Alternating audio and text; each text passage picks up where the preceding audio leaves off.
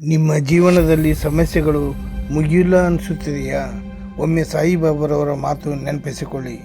ಸಾಯಿಬಾಬಾ ನಂಬಿಕೆ ಮತ್ತು ಸಹನೆಯ ಶಕ್ತಿಯಾಗಿದ್ದಾರೆ. ಶಿರಡಿ ಸಾಯಿಬಾಬಾ ಅವರು ಮಹಾರಾಷ್ಟ್ರದ ಶಿರಡಿಯಲ್ಲಿ ವಾಸಿಸಿದ ಮಹಾನ್ ಸಂತರು. ಅವರ ಸರಳ ಜೀವನದೊಳಗೆ ಅಸಾಮಾನ್ಯ ದೈವಿಕ ಶಕ್ತಿ ಇತ್ತು. ಸಬ್ ಕಾ ಮಾಲಿಕ್ ಏಕ್ ಎಂದು ಹೇಳಿದ ಅವರು ಎಲ್ಲ ಧರ್ಮಗಳಿಗೆ ಒಂದೇ ದೇವರು ಎಂಬ ಸಂದೇಶ ನೀಡಿದರು. ಪ್ರೀತಿ, ಸಹಾಯ ಮತ್ತು ಮಾನವತೆ ಅವರ ಉಪದೇಶ ಮೂಲವಾಗಿತ್ತು. ಅವರಿಗೆ ಭಕ್ತರಿಗೆ ಎರಡು ಮಹತ್ವದ ಮಾತುಗಳನ್ನು ಕಲಿಸಿದರು. ಶ್ರದ್ಧಾ ಅಂದರೆ ನಂಬಿಕೆ ಮತ್ತು ಸಬೂರಿ ಅಂದರೆ ಸಹನೆ ಇವು ಅವರ ಪವಾಡಗಳು.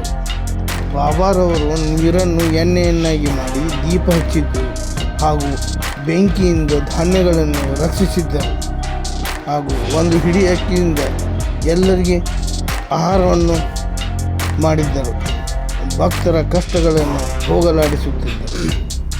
ಇಂದಿಗೂ ಕೂಡ ಅವರ ಸಂದೇಶ ಒಂದೇ: ನಂಬಿಕೆ ಇಡಿ, ಸಹನೆ ಇಡಿ, ದೇವರು ನಿಮ್ಮ ಜೊತೆಯಲ್ಲಿದ್ದಾನೆ.